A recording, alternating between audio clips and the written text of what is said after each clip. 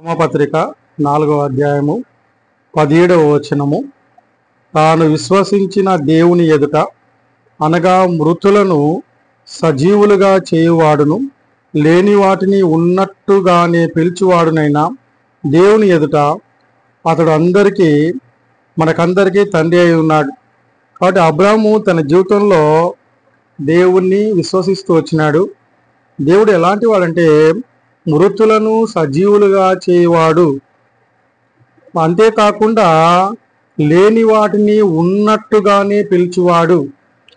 కాబట్టి దేవుడు మృతులను సజీవులుగా చేయవాడు. ఇదే మాట ఎబ్రీ పత్రిక 11వ అధ్యాయంలో చూసినట్లయితే మరి దేవుని యొక్క మాట 11వ అధ్యాయము మరి 17-19లో చూసినట్లయితే మరి మృతులను సైతము లేపుటకు దేవుడు శక్తిమంతుడని ఎంచిన వాడై తన ఏకకుమారుని అర్పించి ఉపమాన రూపముగా అతనిని మృతుల్లో నుండి మరలా పొందెను. కాబట్టి అబ్రహాం యొక్క సాక్ష్యం ఏంటంటే మృతులను సైతము లేపుటకు దేవుడు శక్తిమంతుడని ఎంచి తన కుమారుని అర్పిస్తూ వచ్చినాడు. అదే రీతిగా మన జీవితంలో కూడా మరి పాపముల చేత అపరాధముల చేత చచ్చిన వారినైనా మనల్ని మరి యేసు ప్రభు మనల్ని లేపిన వాడుగా ఉన్నాడు, యేసుక్రీస్తుతో బ్రతికించిన వాడుగా ఉన్నాడు. ఎఫెసీ పత్రిక 2వ అధ్యాయంలో మరి 1వ వచనము, మీ అపరాధముల చేతను పాపముల చేతను మీరు చచ్చిన వారై ఉండగా ఆయన మిమ్మల్ని క్రీస్తుతో కూడా బ్రతికించెను.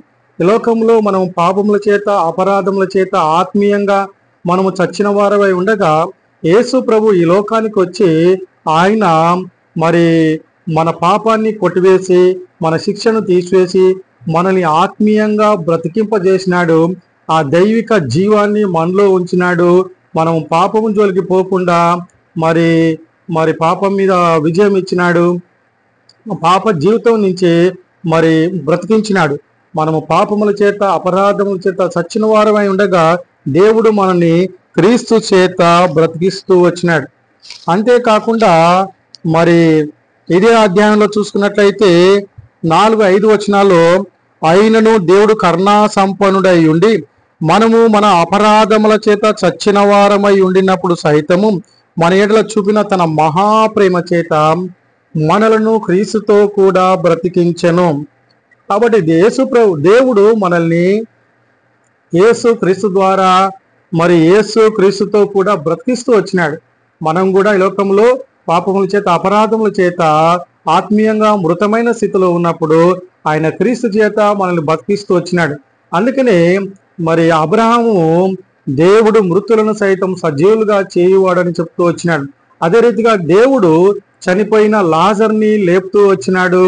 అంతేకాకుండా చనిపోయినటువంటి విధవరాలు కుమారుని లేపుతూ వచ్చినాడు. యాయిరు కుమార్తెని లేపుతూ వచ్చినాడు. వారిని బ్రతికిస్తూ వచ్చినాడు. కాబట్టి మన దేవుడు మరి మృతులను సజీవులుగా చేయవాడు, ఆత్మీయంగా మరి మృతమైన వారిని సజీవులుగా చేసేవాడు. భౌతికంగా కూడా చనిపోయిన లాజర్ని తిరిగి బ్రతికించినాడు. కాబట్టి మన దేవుడు సర్వశక్తిమంతుడు.